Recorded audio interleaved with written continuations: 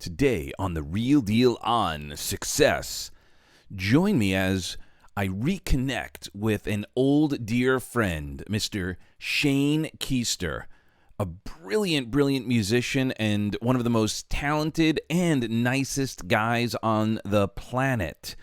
Learn from him how he has pivoted, how he has learned to stay in the music industry for multiple decades. Cue the intro.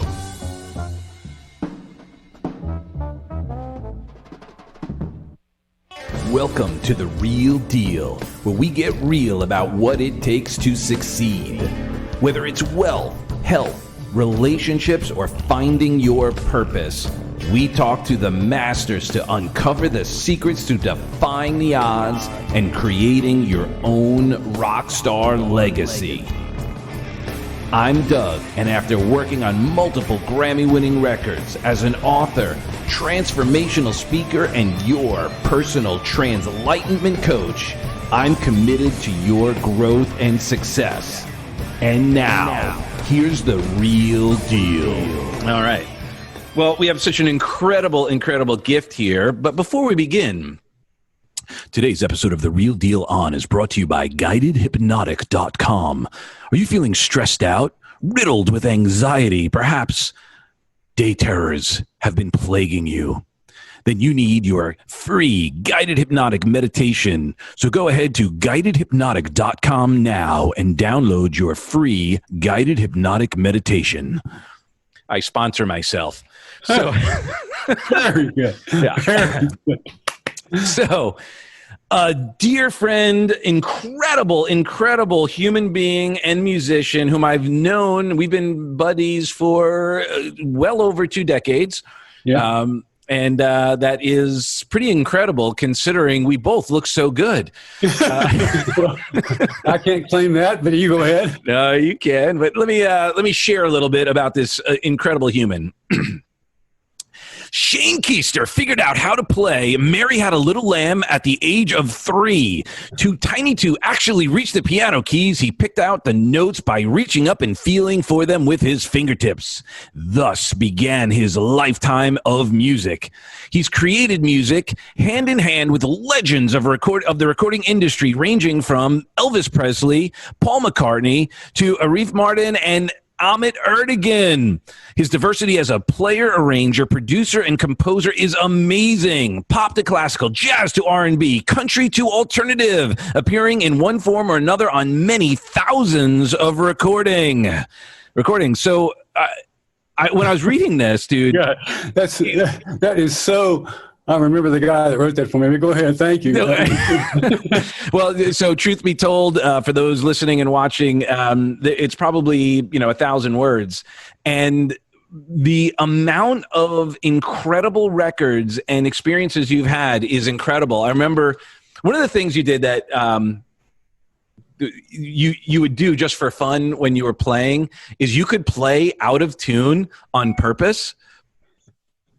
Yeah. And I know, like, for us music geeks, when we see or hear what you did, you'd be like, how do you do that? Quite painful, yet you did it with such grace and elegance. And I know for most people are kind of go like, who cares? What does that even mean? But that was the level of talent that you would express and expose. That was just like, man, that, like, to be able to do that the way you did it is clearly talent. But man, some of the records you played on, I still tell stories that you would share with some of the artists that you worked with, like Ronnie Millsap and playing with Elvis and so forth. But brother, how have you been? It's been a while, and I wanted this to be a kind of a real-time conversation in catching up, and also hearing, what you've been up to and what you've accomplished and what you've learned along the way. Well, I moved back here in 2004 from New York. Started working and doing sessions again, doing the same thing that I had been. Almost got married to the wrong person. Just recently got married to the right person. Oh, congratulations. September 26th is our anniversary. Nashville has changed in such great ways. And the music industry here is so totally different than it was when I was here in the 70s and 80s and 90s working exclusively. Because I lived between New York, as you know, between New York and Nashville for 15 years. Mm-hmm. The architecture of the city has changed. It's beautiful, but it's very strange. So what I've been up to basically is pursuing writing that I never got a chance to do before, but I've taken the time to do that, and the opportunities are great. And it's a wonderful outlet, to be able to write and perform something, or have the ability to record it if that's what you want to do. But I focused basically on keeping a studio going, or something that I could work and do my own stuff in. And up until the flood, like I said, it was fine with the flood. Thank you, Lord, didn't wipe anything, didn't damage too much at all. But I had to tear everything down. Imagine, well, you remember the room in Cove City? Yep. Imagine a subsize that. I've got most of the modules, but all the wiring and stuff we had to pull everything. Whoa. And then we're still stuffing it this week. Oh my goodness. So my work is backed up. Yeah. Like, plus the COVID thing is so strange. But isn't it cool how it's kind of opened up Zoom and stuff like that, and we're doing things because we have to do them, and we're finding new ways to do them. Technology is letting us do that.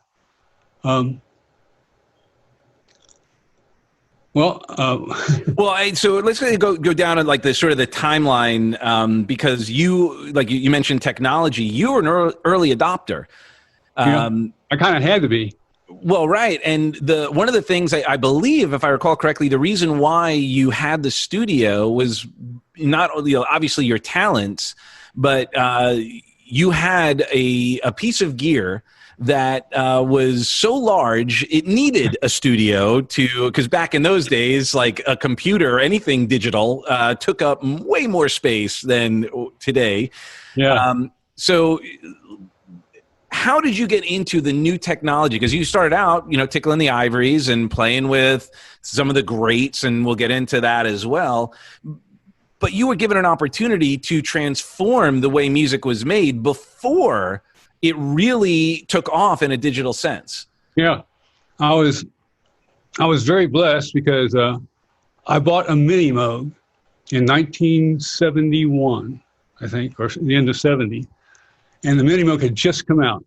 As a matter of fact, my serial number is 007. You still have it? A Model D, yeah. And no, I just donated it to the Musicians Hall of Fame. Oh, wow, cool. They're going to put it on display, but anyhow, totally analog synthesis, obviously. And I became very interested in electronic music when I was at North Texas State. I was there very briefly. I got to understand what a synthesizer was, but up until the Mini Moog came out, the only synthesizers were the ones like the switchboard, right. Huge ones, even bigger than the ones you and I are talking about. Yeah. So when the Mini Moog came out, it was a portable, small, it was 3.5 octave, I think, analog synth, very stable. It just had to warm up, and once it warmed up, it was stable. And I used that. I used that and made my living on that basically in Nashville when I moved here in 72. There were two guys in town that played synthesizer, and they were both engineers, and they weren't players. They were great engineers, but they weren't players. So here I show up with this Mini Moog, and I start I worked a lot immediately. But I didn't touch a piano in the studio for almost 2 years. Wow. Played Mini Moog on everything I could. One day I was doing a part on a track. I can't remember who it was for. But there was a piano intro. It was a nice intro, but there was a slight mistake at the end of it. It was a slur that just you couldn't really just. It was a little awkward, right? And the producer was freaking out. Because she said, "Oh, I didn't hear that before. I don't know what I'm going to do. I got to mix this tomorrow." And And I said, well, did you record it here? And he said, yeah. I said, well, if you use that piano, you still got the mics, I can fix that. He said, you play piano? I said, yeah. So I played on, I fixed the intro, and the record was, you know, I can't remember if it was a big hit or not, but it was a pretty popular thing. And I got a reputation immediately as a piano player. Well, then I've kind of inverted and played piano almost exclusively until Fairlight and Synclavier both came out about the same time with their consumer versions in 78, I think, or 79, way before MIDI. I got very interested in both of them, and I bought a Fairlight 2X instead of a Synclavier when did I buy that? 79, I think, because the Fairlight was polyphonic. It could play 8 voices. Synclavier was monophonic. But the Synclavier booted up at 50K, 16-bit word. The Fairlight was a 32K, 8-bit word, so it was like, you know, really cool sound, but definitely not as fidelity speaking, you know, not what the Synclavier was. And I started collecting and buying synthesizers. Gosh, I think at one point I had over 20. And I would show up for a session with, I don't know if you can see that mixer back there. Yeah. I'd have like, I don't know if you know what ultimate support stands were, but they were like an inverted V, right? Uh-huh. Keyboards on them, right? I'd show up to a session with 2 of those, with 3 synths on each one and 4 on one, sometimes on another, and that rack full of gear and modules, and either the Synclavier or the Fairlight for Master Keyboard, later a KX88. I just have this wall of stuff. As a result, I had to keep up with technology. I kind of go back to the original question. Yeah. I got so crazy reading manuals that was hard to keep up with, because there was no one to teach me, except there was no YouTube, of course. I had to read a manual and figure it out. Well, and watching you work with the Synclavier back then was crazy, because cutting and pasting and the visual stuff didn't exist. No.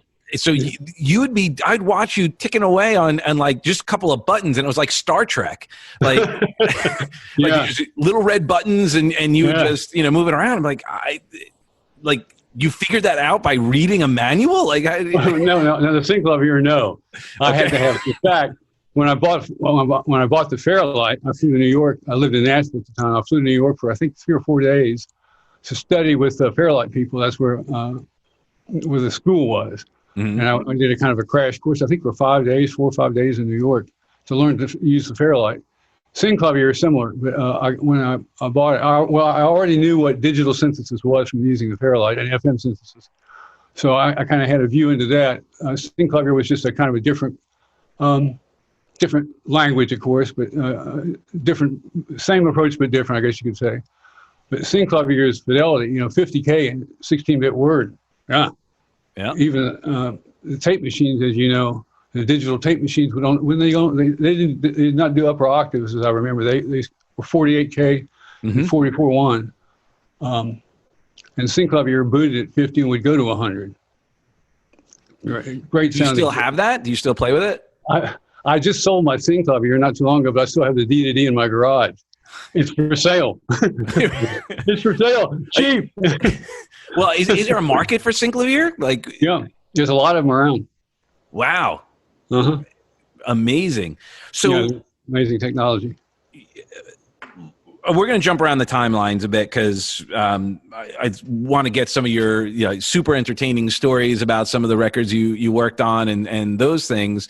But one of the things that I think are instructive is you and I were both in the music industry, and the peak of my career was when Napster came out.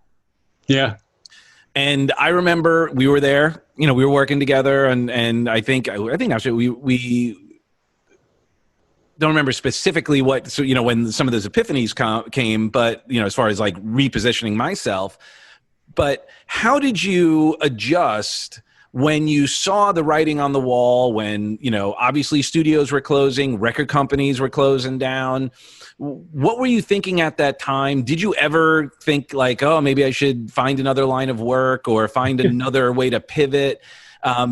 because you consistently play. I mean, obviously when you're playing at your level and you're, the talent that you have, the connections that you have, the records that you've played on, you probably didn't have the same concerns or the same degree as some others did.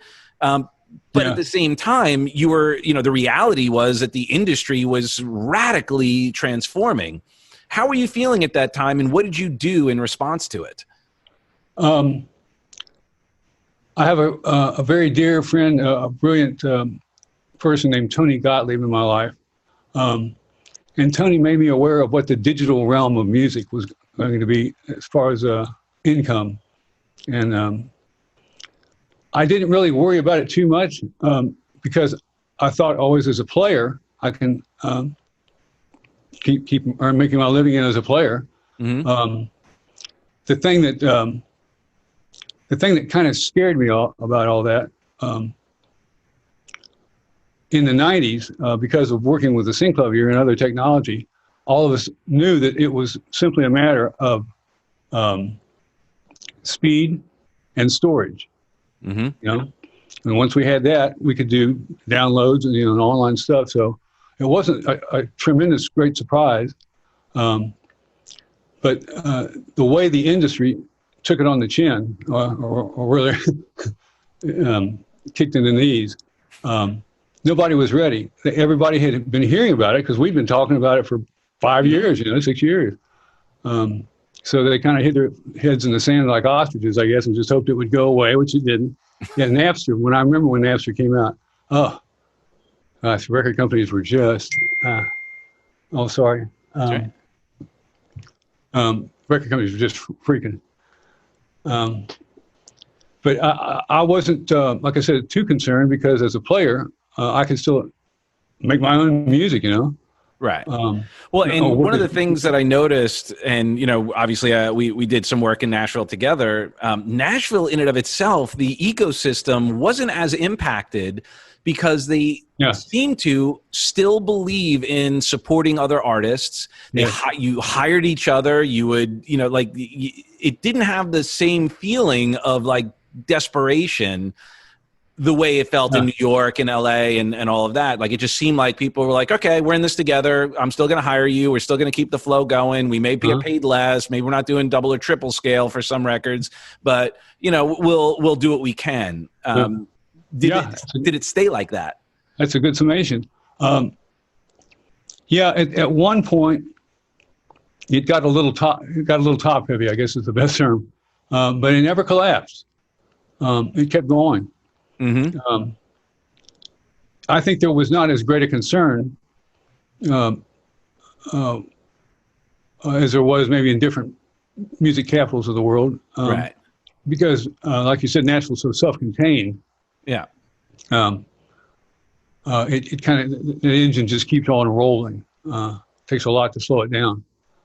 But the thing that I was concerned about when the digital thing started happening, I've been made aware of what was going to happen with licensing, and the fact that so many unlicensed things were happening, being sold, and played and used, without any income to the artist or the producer or the record company or whoever, publisher.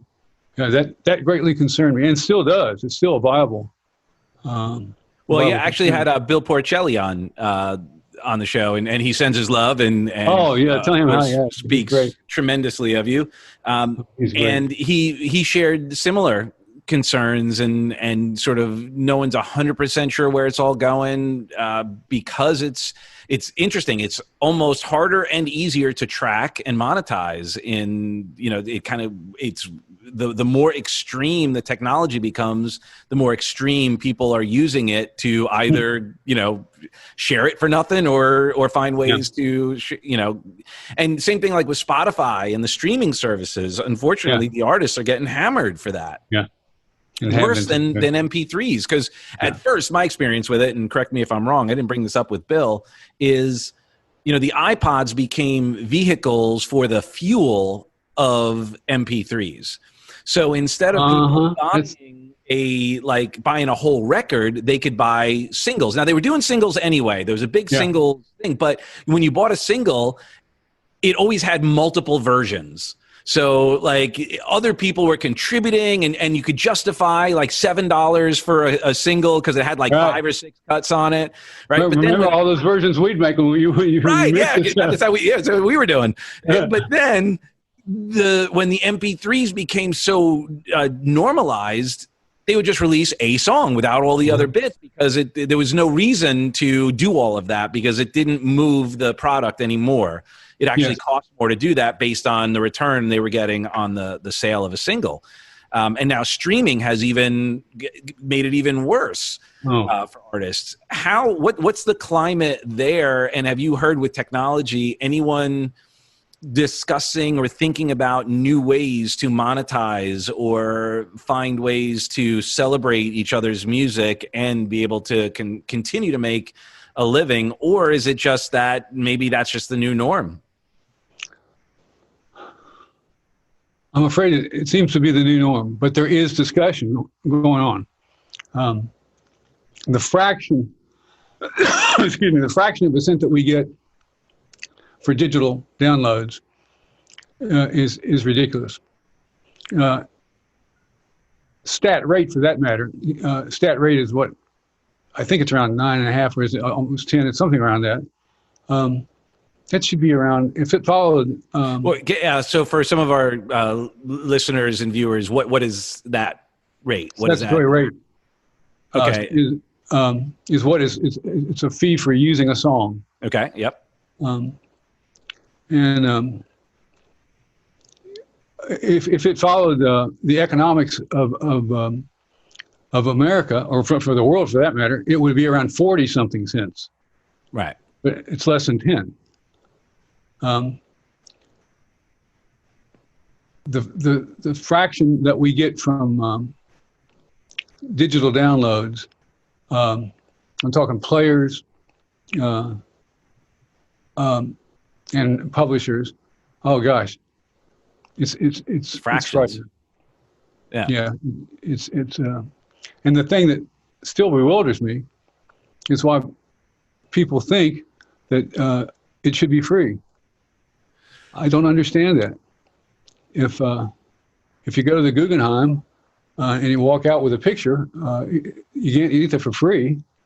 They think but taking a picture of it, you're allowed to. Yeah, so I think that's where the mindset is that exactly. This isn't the actual thing; it's a copy of it. Yeah, and it's so crazy. Like, all right, so as an example, it's somewhat different but interesting. And how things are being utilized, and it's unfortunate because of the modality of distribution. It used to be when I was on the road with Tony Robbins at all of our events, they would be people like if they saw someone videoing the experience, they'd be like, hey, turn it off, can't do that, right? It's bootlegging. Now they don't care, because they know that they're going to put it on in these short clips into social media, and it's actually going to be free marketing. Okay. But today, if you were to do that and say, okay, I'm going to, here we go, Shane, you're going to perform, I'm going to record it. That doesn't necessarily mean someone's going to go, oh, I'm going to go see Shane perform, or, see his band or whatever, or buy that record because I just got a copy of it. Yeah. Because of the way the work is done, the size of the projects, all that, if you're recording, 10 minutes of a 50-hour experience, or you do all 3 minutes of a 3-minute song, is a very different, conversation. But it's just, it does boggle my mind as well as to the, dare I say, the entitlement mentality of when things are accessible on, like, oh, I can just download it, so therefore I should be able to. Yeah.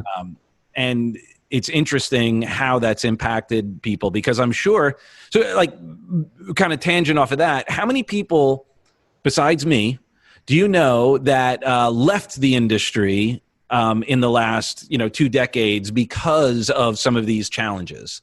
Like, did it thin the herd? in your experience? Are you asking me how many? Yeah, well, not a percentage. At least a dozen, if I can think of immediately. Probably more like 20 if I started thinking. And these are players, producers, engineers, like all walks of life in the industry. Mm-hmm. A lot of writers have not, just because of the digital realm, have stopped writing. Interesting. Yeah, it's a shame too. Yeah. Well, but now, so using technology, you shared earlier about, are you writing remotely now? Yeah.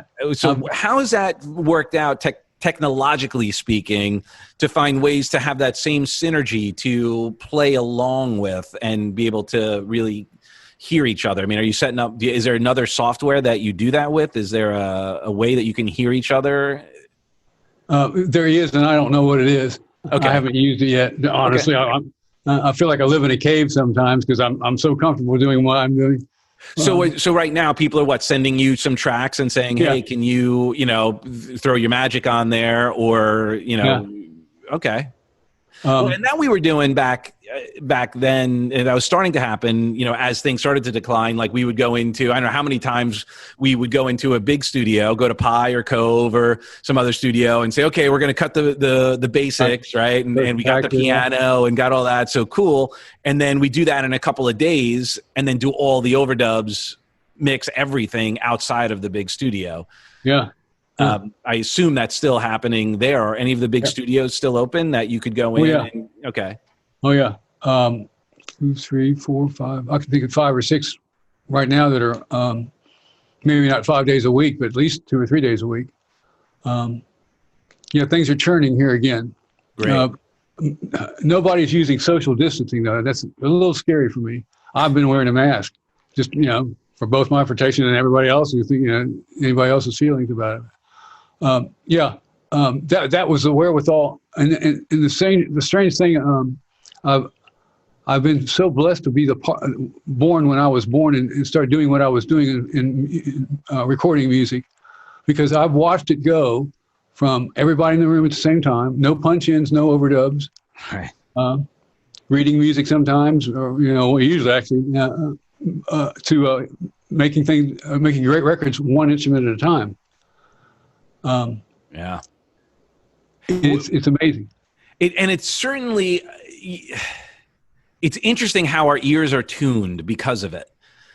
Because we listen to some old records and we hear the mistakes. We hear that, like even some of the rides with different, when I say rides, for those of you who are not musically inclined, like when they were mixing stuff, they would ride the vocals, raise them up, lower them, get solos, whatever. And you could hear stuff like, whoa, what are you thinking? Whereas even when I was working, the SSL or the Neve that our 2 axes, you could program those rides, and that was part of the mix and all of that. So it got better and better and better. And then the advent of tuning came in. And now all of a sudden the vocals, we're actually conditioned, and it's used as a device now, not even as just like, let's do a little tweaking. It's a device. Our ears have been tuned by the music of the last 10 years, I want to say. Absolutely. I wouldn't say necessarily, I'm not going to go into for good or for bad, because we have our references. So there's no, whatever we were influenced, listened to at first, that's always going to be the best, because that's what impacted us. So without judgment, but it is an observation. Yeah. And you were talking about, the automated mixing and 2 consoles and stuff like that. And I remember, I'll have to explain this, what a comp box is. Because even in our analog days, we were all thinking, ways of doing things, now exist with computers, but they didn't exist then. So to geek out a little bit, when it would be a composite box. So what would happen is that usually it was done with vocals, but sometimes with solos and that kind of thing. Someone would do multiple takes, and then we would take the sliders or buttons and switch takes. We'll take 1, take 2, take 3, and we would listen to it and write down, okay, take word from track 1, take, this phrase from track 2, and then we'd be sliding the back and forth, hit the button, slide it. And now with Pro Tools, we're just, well, you know, it was a little late. Let's just move it back a little bit. Let's just like, and the expectation of, and you know, like to get into the psychology of this, dare I say, and we'll always do this. I think that is another microcosm of how a level of perfection is expected of people when it's not possible. You know, you can go back and listen to your playing when you were younger. You're playing and still, but like your records that were done where it wasn't encountering that are incredible and duplicatable, because if you could do it, someone could ultimately learn how to do it. Sure. But there was always some mistakes. There was some, but that was kind of what gave it that, you know, not mistakes, but the little push and pull stuff that gave it that feeling. Yeah, the humanity. Now, when everything is so perfect, there's almost like, oh, I should be able to sing that way. I should be able to play that way. I should be able to. And then they may get discouraged because they go and try and copy it. And it's like, I can't do that. It's not even doable. Yeah. So I wonder how that impacts new artists where they start playing. And I wonder if it at first created more talented people because they were more diligent in practicing. Could be. I don't know. Could be. It's interesting.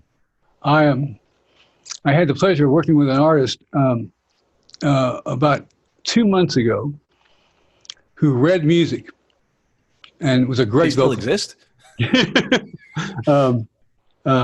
A lot of people don't that are great, you know, wonderfully talented people, but the ability to read music and communicate with things in writing. Oh my gosh, there's nothing like that. But you were talking about the digital realm making things enabling us to do things that aren't humanly possible. Yeah, it's wonderful that we have that ability, that we can make records that sound like that, but it's kind of I don't know, unsatisfactory. I don't know what the term would be, that we can't do that. You know, we can make something that's so no blemishes, no wrinkles, absolutely perfect. But yeah, and I guess there's two ways to look at it as well. So as a creator, to be able to do things that are not humanly possible by yourself, that's kind of cool because you go, wow, I could have never done that. So you go, wow, that creates something a new dynamic. Yeah. If it's raising a standard though of possibility and a level of expectation, that I think is where I think education needs to come in, where you go, oh, okay, I see what's going on. Yeah, that I guess. All right. So as an example, multi-tracking. When multi-tracking first started, I know that I'm sure that opened up a whole bunch of ideas, right? And one could say, hey, you can't do that live because, you know, you have all those extra guitars and parts and harmonies and all that. Because my first introduction to that possibility out of ignorance was when Rolling Stones' Emotional Rescue.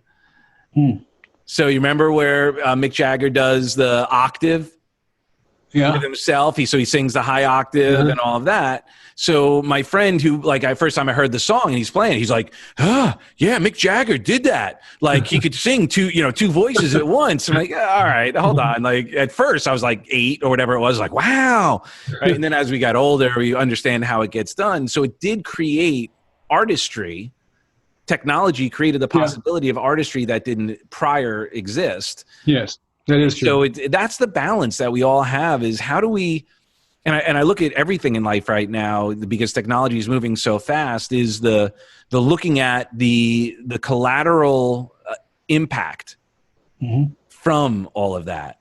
Right. Yeah. So, you know, no one knew, we couldn't, I use the music industry as one of the great disruptors, what technology disrupted the music industry. And we weren't using that term all the time, you know, because now we say, ooh, industry disruptors, Uber and Airbnb, and everyone loves throwing that around. But back then we were just like, what the F? Yeah. What happened? Yeah. What do you mean the studio's closing? Well, you know, people are making records at home. They don't need us anymore. I'm like, what? So it's interesting how this all impacts how we show up. Yeah. So let's have some fun and talk about some old stories of your experience. Maybe some hidden gem that someone would be able to relate to because they know the song, know the artist, know the time frame, and could appreciate the fun of it. Gosh, let me think. I can't really name names. I know that, but I can. Oh, some you can. Yeah. Yeah. Depends on the story. Right. Yes. Well,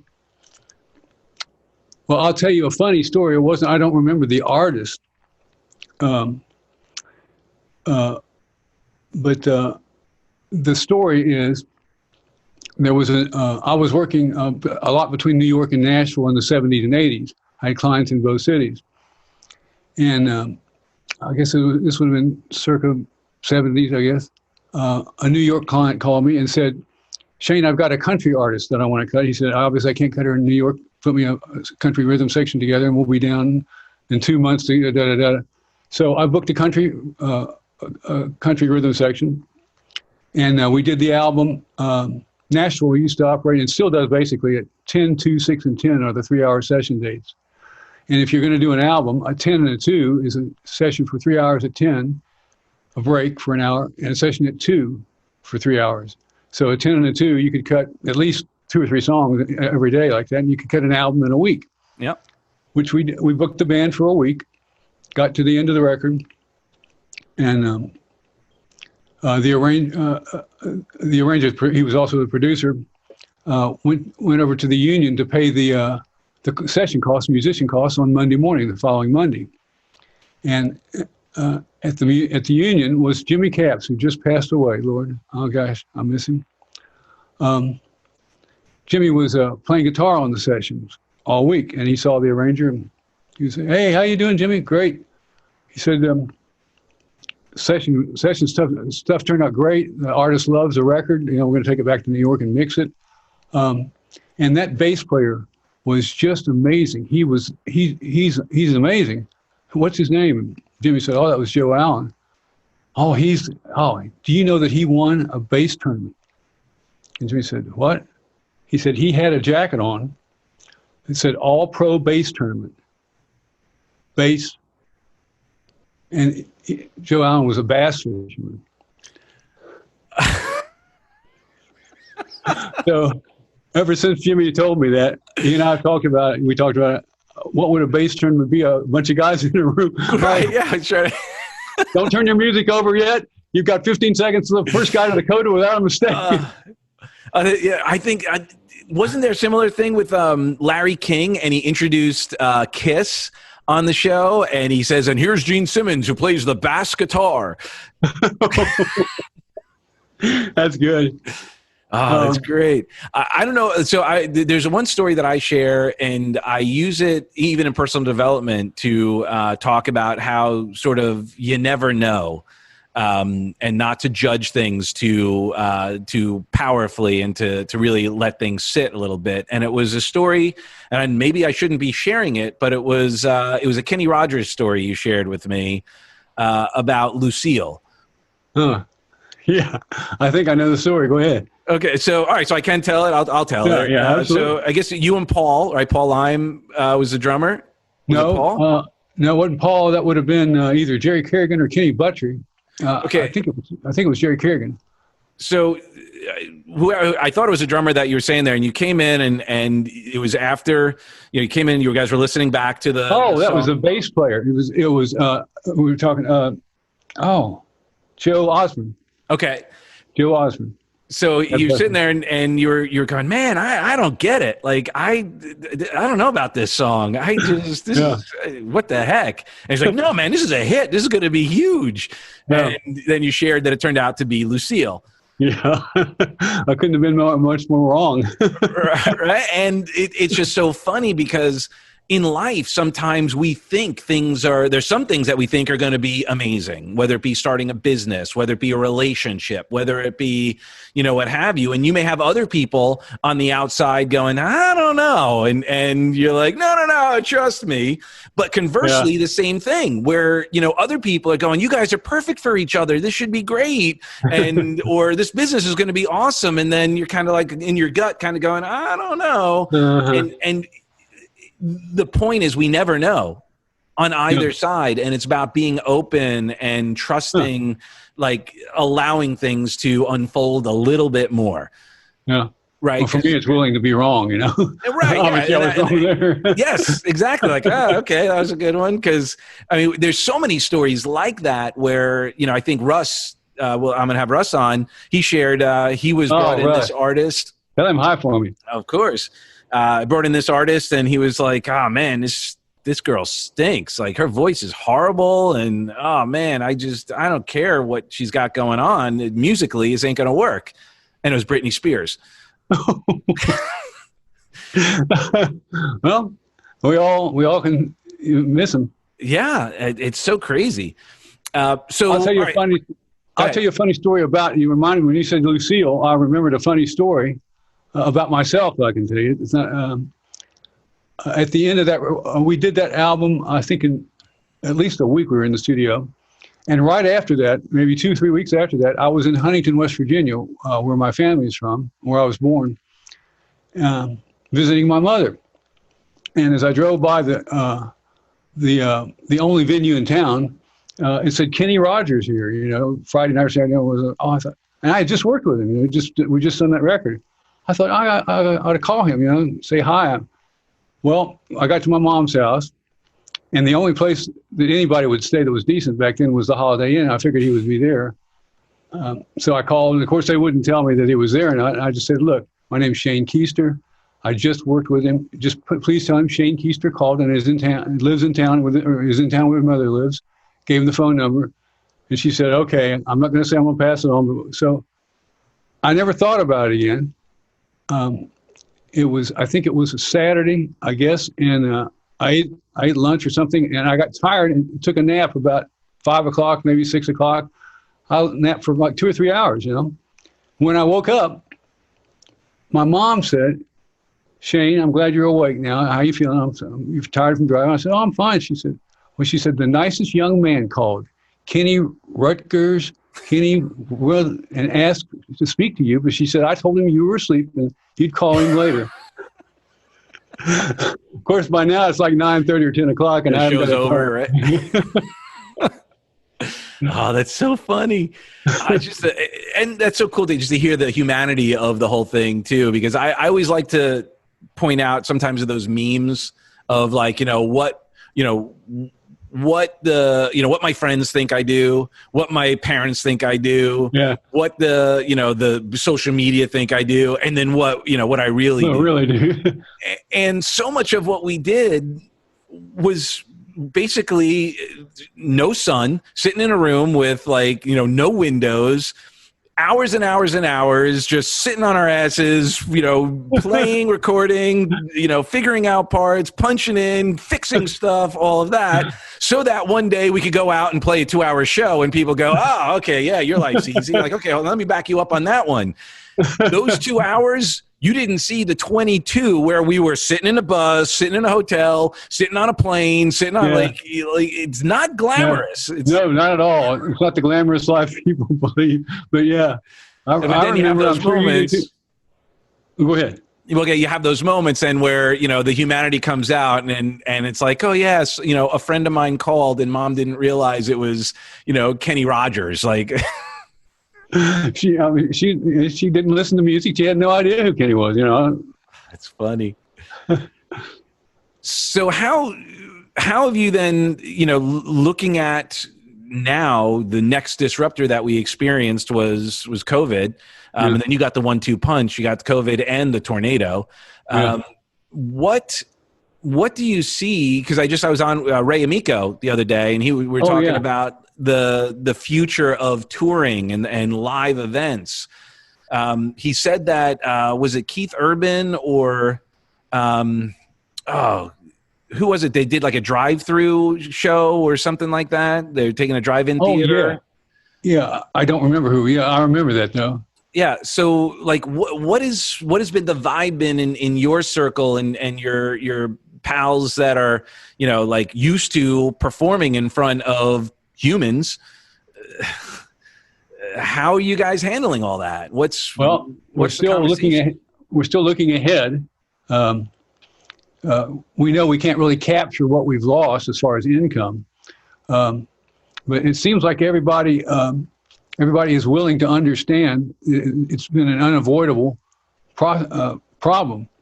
And just saying, no, we can't ever play this venue again, or we can't ever do this circuit again, it's not on the table. We're all trying to figure out ways to make it work. There hasn't been a lot of panic that I can tell. We've all, I think there were 1, 2, 3, 4, 5 or 6 weeks went by that I didn't go in the studio. Maybe 6 or 7 weeks. But things are loosening up now. Like I said, I'm a little uncomfortable when people aren't wearing masks and following social distancing because we're all in the control and we're not touching, but it's not comfortable. Right. As far as, what was I going to say? Live. As far as any live stuff, I'm not doing much live stuff at all anymore. Almost all my stuff is in the studio, people mailing me stuff. Right. And how much live were you doing prior, or had you shifted into doing more studio anyway?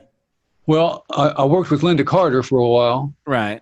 And did that for, I don't know, 8 or 9 years. Was that tour canceled? Did you have shows scheduled for this year? Yeah, well, I haven't been with her for almost a year, but yeah, okay. they canceled. So was that 2 years ago? We came and saw you, Heidi Night. Yeah. Yeah, time flies. Yeah. But yeah, they canceled that. Everybody. Yeah. Yeah. So I don't know what her schedule is going to be for the next year or whatever. But like I said, I don't do too much live stuff other than just wanting to play. Sit in or something. I don't play out. Okay. So when you do that, or when you had done that, I know like when I hang out with like Joe Franco and stuff like that, like we'll just be hanging, and then someone like, hey, he's Joey, come on up, and he just obviously loves to play and goes and does that. Do you find yourself, or found yourself up until recently, like out and about, like, and it was like, hey, Shane's here, come on up, and was there a lot of that? Not much, a little, because I don't live in a cave. I'm not going to say that, but I don't frequent too much. But yeah, it's fun when that happens. Yeah. So one of the stories, I don't know if you can tell, just because I love hearing you're such a fun storyteller anyway, is the Ronnie Millsap, your indoctrination to the band. Let me think. Which story would that be? There's so many Millsap stories. Driving the bus. Oh, yeah. I wasn't part of the band, but that's what they told me. The new guy was. Okay. They were on an Army base. I think the base north of Memphis. Yeah, whatever that base is. And an Army base is big.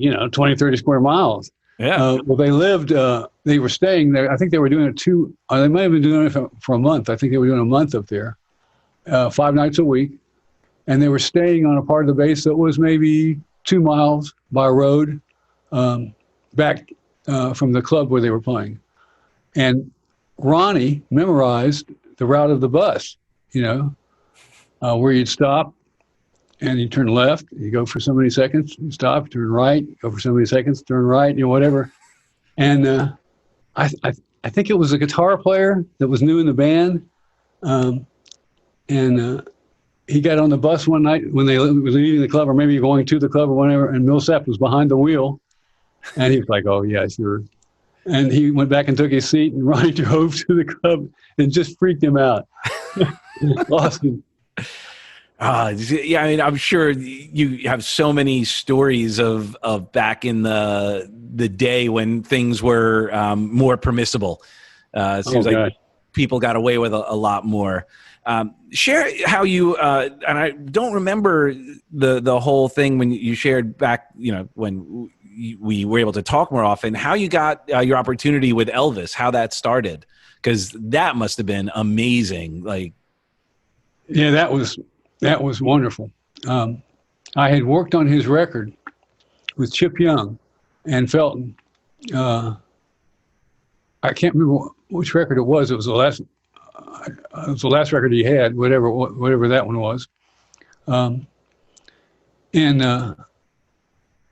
Glenn D and Ronnie Tutt, I think it was Glenn D and Ronnie, gave Elvis notice that they were going to go out with Emmylou Harris. And it was, I don't know, 60 days from the beginning of the tour, maybe 30 days. It wasn't a lot of notice.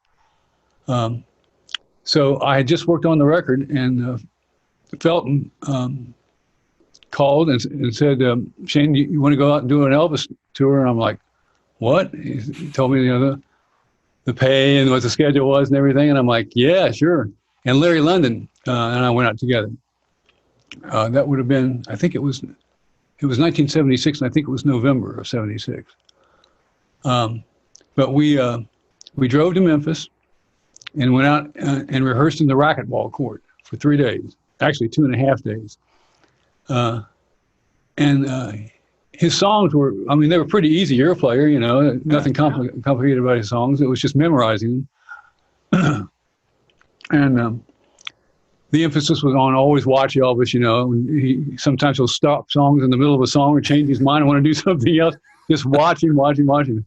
So, yeah, we worked for 2.5 days rehearsing, and he came in and was really nice. He was really nice to all of us and said, okay, let's go. He called a song. We played it. Called another song, played it. I think we played 4 or 5 songs. He was like, that's it. You're ready. We're like, dude, are you sure? He's like, yeah, you guys got it covered. So we were like, oh, how cool, But that reminds me, I was just thinking of the most embarrassing moment in my life happened with Elvis on that tour. We were at Cincinnati Riverfront Stadium. I think it's a huge stadium. It's like 90,000 people or something. It's crazy big. Anyhow, it was sold out. And we had already done, 5, maybe even 6 or 7 shows by then, and I was already totally comfortable with the shows. Elvis, like I said, the emphasis was always watch Elvis. Well, with any performer, when you're live, you always watch the performer. You know that. So one of Elvis's routines was we'd play. I think Heartbreak Hotel was the song. It was a medley. It was a 3-song medley. Heartbreak Hotel, Teddy Bear, and whatever the third one was. And at the end of Heartbreak Hotel, he'd stop and do some karate moves, right? Flirt with the girls. Yeah. And when he throw his fist out like that, I had to play Teddy Bear. So like, right? Easy. As long as you could see him. Well, that night at Riverfront Stadium, Charlie Hodge, who was a great, big, huge guy, backed up against the piano. Now I'm sitting down playing piano. And he moved back while Elvis was doing his karate move. And that doesn't go long. It's like 10 seconds, maybe 5 seconds sometimes, depending on what. I couldn't see Elvis. So finally, Charlie moved to the left, and Elvis was looking at me like, he could just, knives, And I'm shrinking. I'm like, I'm a deer in the headlights. And how do you recover from that? Because do I play? Do I not? Are you going to do another punch? Or like, what's he said, excuse us, ladies and gentlemen, we got a new idiot playing piano, can't seem to keep up with the show or something like that. I'm like, 90,000 people laughing at me. And that, my friends, was the last show I played with Shane. At the end of his tour. Oh, God. Wow. So what happened off stage? Was he like... Did he rip you a new one, or was he like, hey, dude, what happened? Well, he asked me after later what happened, and I told him, and he was like, I think he said something pretty severe to Charlie. I know I did at the end of the show. But it got to be a kind of, actually, and I think it kind of got to be a game with him and I. because in the middle of doing nothing, he'd throw his hand out and I go, da-da. Or da-da-da-da-da. Oh, that's awesome. He was funny. Wow. That was the most embarrassing moment of my life. Cool. It wasn't even my fault. I mean, what a beautiful story. So question, have you written your book yet? No. I'm working on it, though. How many chapters have I got done? 14, I think, or 15. Perfect.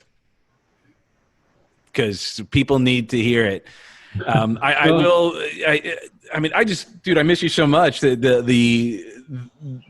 the fun that we had making records and just hanging. I wish we got to play more together. Yeah, me too. Because man, you're so talented. One of the stories that I do share, and I use this in when I was working in treatment, was the story you shared about the pigs on your farm that you gave fermented slop. Yes. I mean, to me, that was such a perfect example of life, of just like a nice microcosm of how people, are unique yet the same in how we respond in situations. And for those of you, I don't know if you want to tell it or I can. It was great. They're your pigs. Please share. Regale us. Pigs are sacred. I had 4 pigs. They were all about 200 pounds, and I had been making plum wine. I had a plum tree, and I had those crocks. I had 2 15-gallon crocks that were both almost full of fermenting plums with seeds and skins and seeds. Because you just mash them up, put a little sugar in it, fill it up with water, cover it up and let it ferment. And then you barrel it. That's basically how you make wine. So anyhow, I filtered it, and I had, I guess 5 or 6 gallons of plum stuff left over. And pigs love sour stuff anyway. So I hauled it up to the pig pen, dumped it in the trough. Now, did you know what you were doing at the time? Oh, yeah. Oh, okay. Yeah. So this is your normal torture to your pigs, or pleasure. Depends on. Well, hey, I figured they it's like they're going to go to the market pretty soon. They might as well have a good drunk, at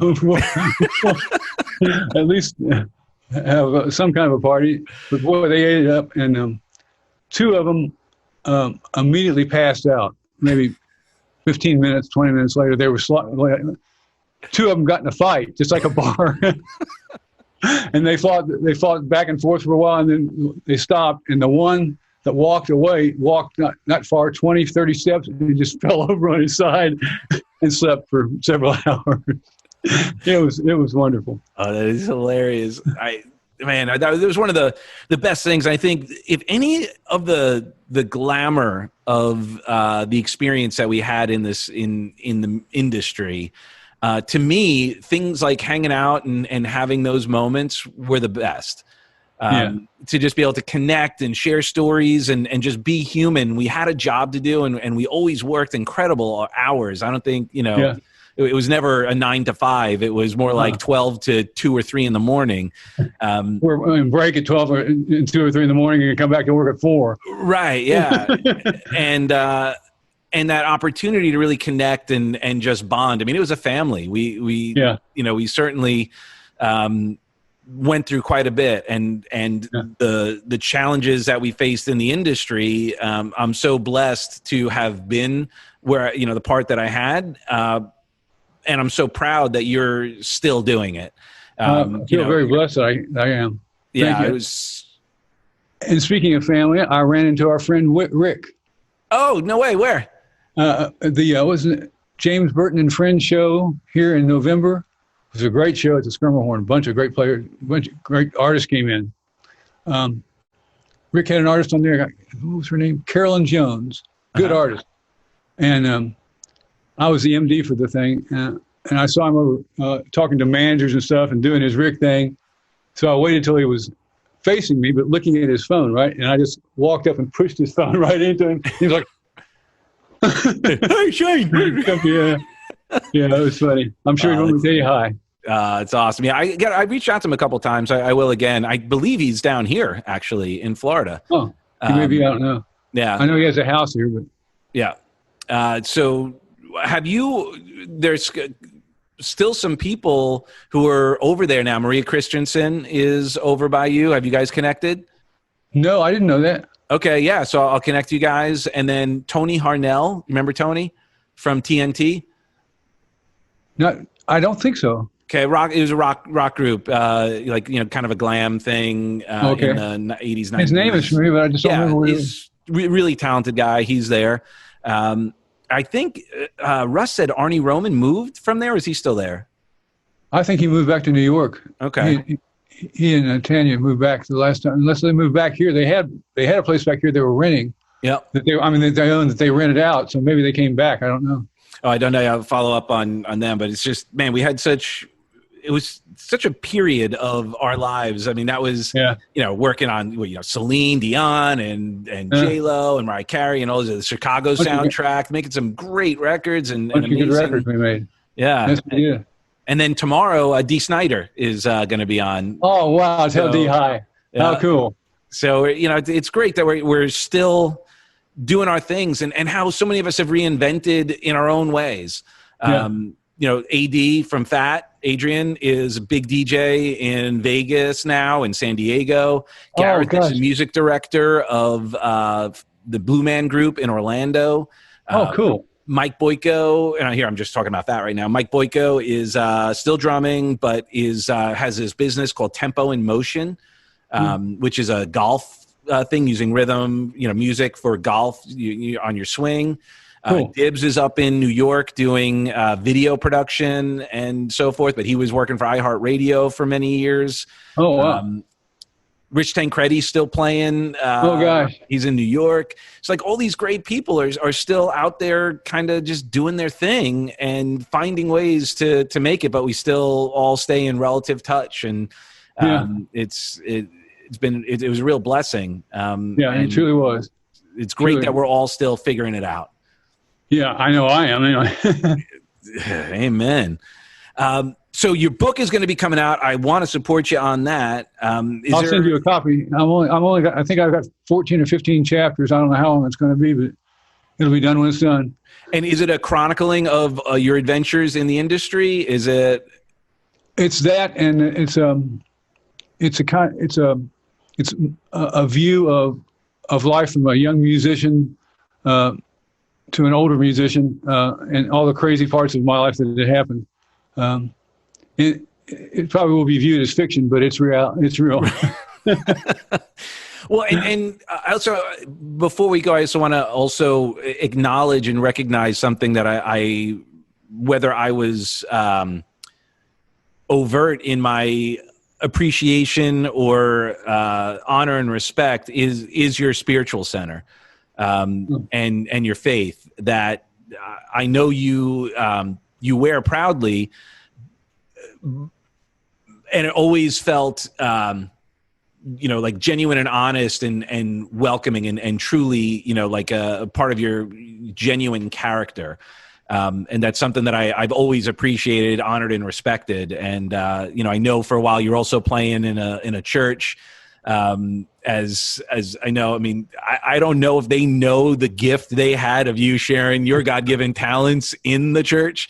But oh my gosh, I would love to have been, part of a service that you were the MD on for that. Cause I'm sure the spirit that comes through in there is tremendous.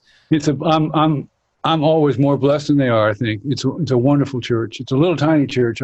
We probably have 22, 23 regular members. Oh, wow. And do they know what they have when you come and play? They probably do. They do. It's sweet. I don't. There's another guy, Bruce Dees, another brother, and Bruce is a sweet spirit, and he plays guitar. And he and I have worked hundreds of sessions together. He's a great player. You'd love him. But yeah, I'm still going there, still playing. Oh, that's amazing. So did that get shut down at all during COVID? Well, we went to Facebook and. What's the telephone conference where you can free conference call? Yeah, what they did that for a while, and now it's on Facebook. But I've been back there 3 times, I think, since things started opening up. Okay. Beautiful. But we're observing social distancing, and it's a brave new world. Yes, it is. It's going to be very, very interesting. Yeah, sure. Any final thoughts or any aha moments now that you've been through so much, and now you have the gift of hindsight, you have the gift of wisdom, you have the gift of experience. Any words that you're called on to share on kind of where you're at, where we're at, where we're going? Gosh.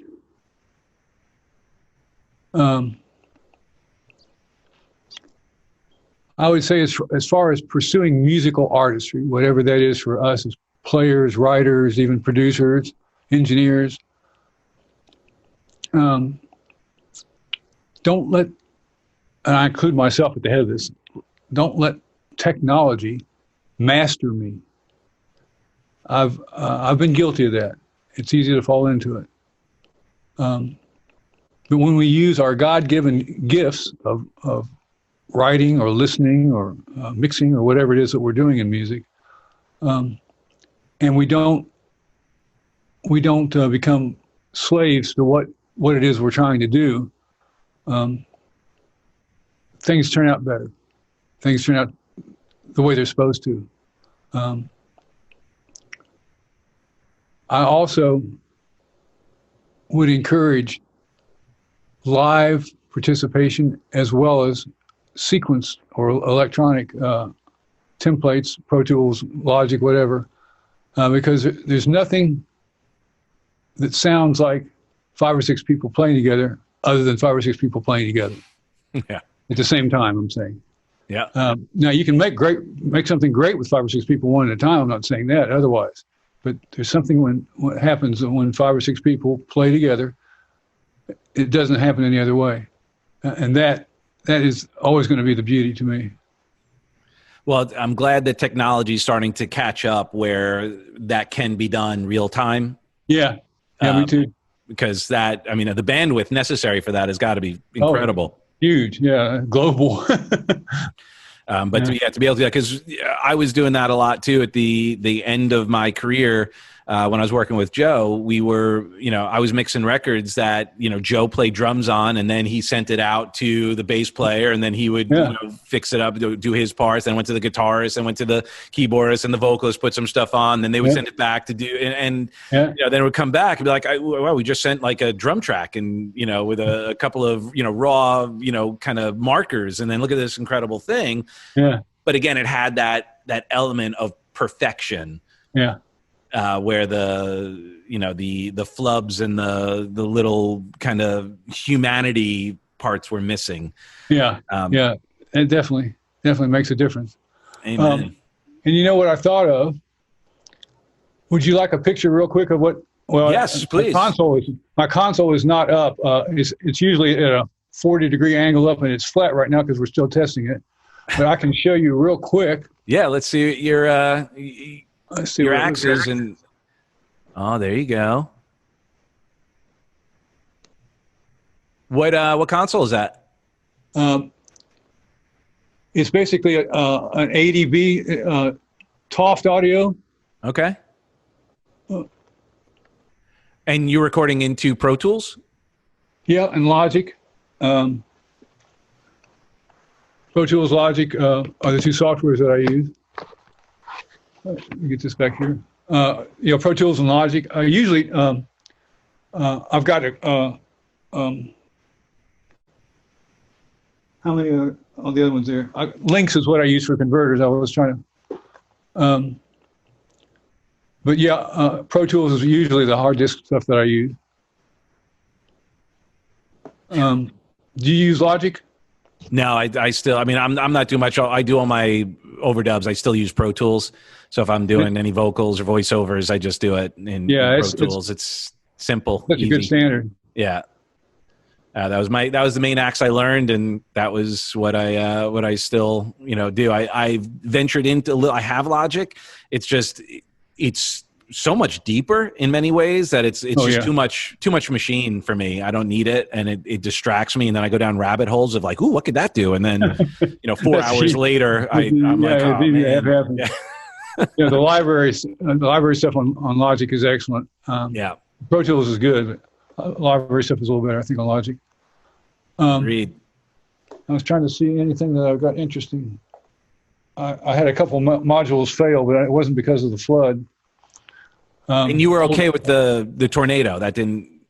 It didn't affect me, thank you, Lord. I'm in Ashland City, which is west of Nashville, a little north, but basically west of Nashville, about 18, 20 miles. Okay. I can be on Music Row in 28 minutes, going the speed limit from my house. So you get there usually in what, 12? Yeah, Highway 12 and 12. Yeah. Awesome. Well, brother, thank you so much for sharing. So great to catch up with you. Thank you. You too, brother. Sorry you're not playing with Linda Carter. I was hoping she'd be coming around again. She will. But I was hoping we'll see you too. I'll probably come up there anyway. Not with her, but I'm thinking about taking a trip to New York to see some people anyway. I'll definitely call. Well, you're in Florida, that's right. I'm in Florida, yeah. Yeah, you came, you played the Hollywood. Yeah. Whatever that place was. Sadly, I get everyone's got their new ways of making money. The first time I went and saw you, I believe, was in California with you and Linda. Yeah, and I think it was.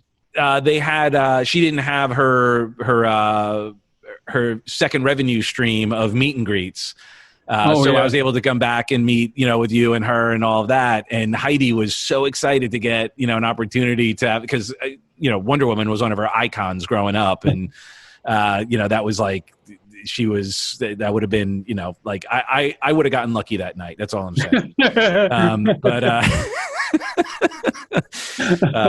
So maybe next time we can find a way to sneak in, but it was always so great to see you. Your playing is always phenomenal. And obviously it was more important to see you than Linda. That was just, kind of icing on the cake. So you've been such an important person in my life, and I'm so blessed that you still are around to thank you, brother. To share. Thank you. That's a fine I appreciate that. Thank you. Oh, dude, it's my privilege. So I love you for who you are and who you aren't. If anyone needs to get in touch with you, how would they get in touch with you? My email is shane@shanekeister.com. I got a website, shanekeister.com. Shows it shows that wonderful thing that you read, among other things. But shanekeister.com gets me. Call me, write me. Beautiful. Well, I am, just again, so blessed and privileged to know you and call you a brother from another mother.